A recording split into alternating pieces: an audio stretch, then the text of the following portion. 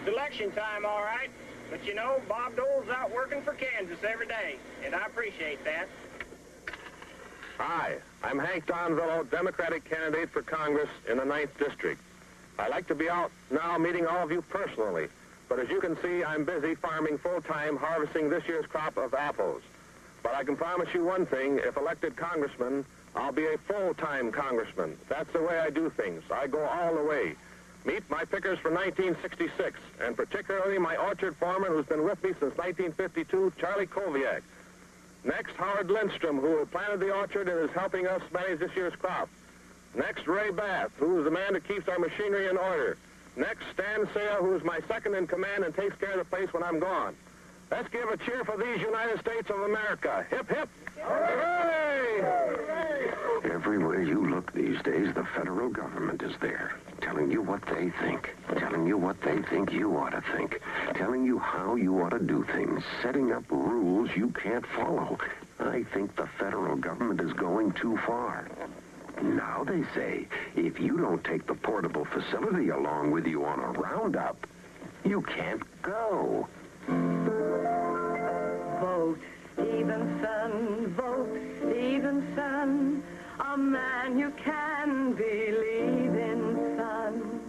From Illinois, whence Lincoln came, his leadership has won him fame. A soldier man is always bound to think in terms of battleground. But Stevenson, civilian son, will lead us till the peace is won. Ed Mezvinsky, is that how you say it? Ed Medvinsky. Ed Mavinsky. Ed Mezvinsky. Ed Mazinski. Edward Mavesensky. Ed Mezvinsky. I can't say it. People aren't sure how to say Ed Mezvinsky's name, but we are sure of what Ed Mezvinsky will stand for in Congress. I'm voting for Ed Mezvinsky. You know, there are a lot of commercials that are produced, but for one reason or another are never, ever broadcast. That's right.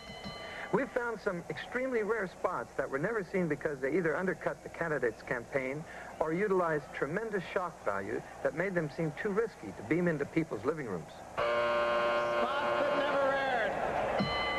We represent the majority of the people in Alabama who hate niggerism, Catholicism, Judaism, and all the isms of the whole world. So said Robert Creel of the Alabama Ku Klux Klan. He also said, I like Barry Goldwater. He needs our help. Vote for President Johnson on November 3rd.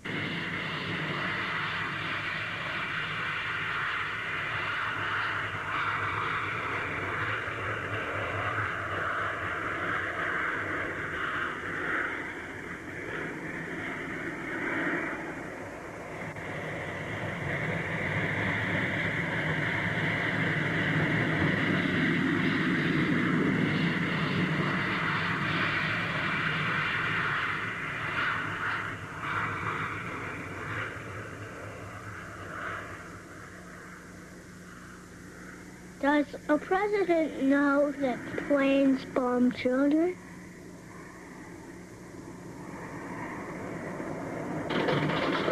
Never get in this booth.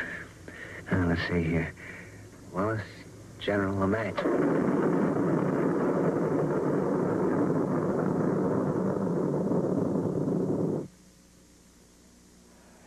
Boy, some of those spots are really in with a bang, huh? Yeah. Probably the most frequently used motif in political commercials plays on the fear of the atomic bomb. Candidates use this fear either to make themselves look responsible or, more often, to make their opponents look dangerous.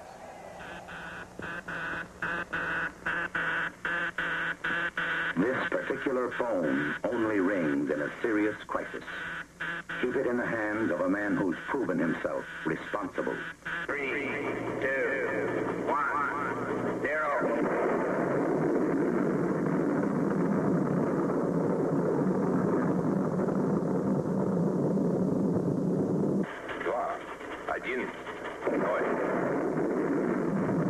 On October 24th, 1963, Barry Goldwater said of the nuclear bomb, merely another weapon. Merely another weapon. Vote for President Johnson. The stakes are too high for you to stay home. Now we've seen how candidates will promise anything before an election. But if we watch political commercials with a critical eye, we could keep them from putting things over on us. And so the battle goes on in part 2 of And If I'm Elected, with another 10 rounds of fascinating political advertising. Here's just a sample. Holy breaking and entering. It's Batgirl. Quick, Batgirl. Untie us before it's too late. It's already too late. I've worked for you a long time, and I'm paid less than Robin. Holy discontent. Tower. This is Robert Byrd's house. They have one thing in common. Neither one can be found in West Virginia. It is the most awesome responsibility on earth. A sure and steady hand must always be ready to answer. President Mondale, it's for you. Is it the Chinese? No, President Mondale. I'm afraid it's much more serious than that. The Russians? No, sir. Worse. It's the liberal special interests. And they want to talk to you right now. Oh, my God! Not them! Not again! What do they want now? I don't know, sir. Maybe more favors. No, not more. I've given them everything they wanted. The tax increase, everything. They're waiting, sir. Tell them I'm not home. That's it, not home because I'm fishing. That's it, not home because I'm fishing. Media consultant Tony Schwartz recalls that back in 1964, an ad executive showed him the picture of the president, Lyndon Baines Johnson, and asked, "Can you sell this product?" The key word was product. Selling candidates like you would toothpaste or toilet paper. What becomes important isn't the candidate, but the perceived image of the candidate by the voters. And what you see isn't always what you get. So how did Schwartz sell LBJ? Well, one method was by using the dread specter of nuclear annihilation in a spot that's become a classic, even though it only aired once as a paid political film. 1, 2, 3, 4, 5, 7, 6, 8, 9,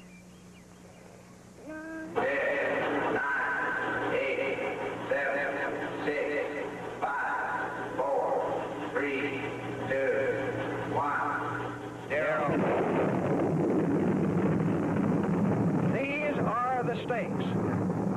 To make a world in which all of God's children can live, or to go into the dark. We must either love each other, or we must die. Vote for President Johnson on November 3rd. The stakes are too high for you to stay home. That spot made the cover of Time magazine and effectively asked the question, whose finger do you want on the nuclear button? It was bad political news for Barry Goldwater.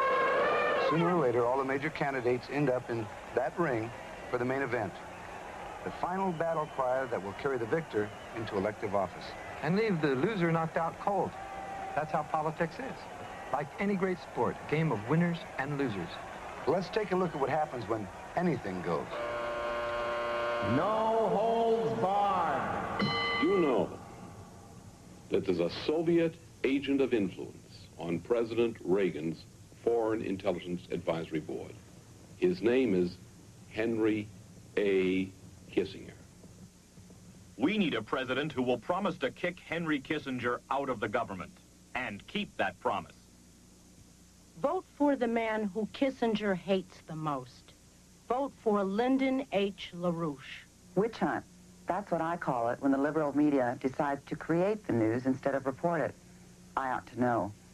Now there's a real scandal on Capitol Hill, but you don't know much about it.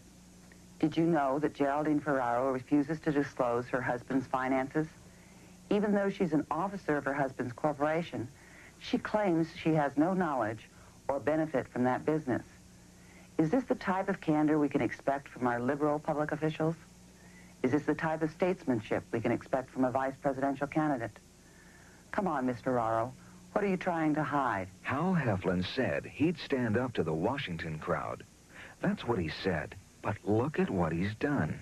Last year, Hal Heflin cast Alabama's Senate vote against Ronald Reagan more than half the time. And last year, Alabama candidate Heflin took more special interest money than Walter Mondale, more than any other politician in America. When special interests talk, Hal Heflin listens. Alabama's voting with the Washington crowd again. This committee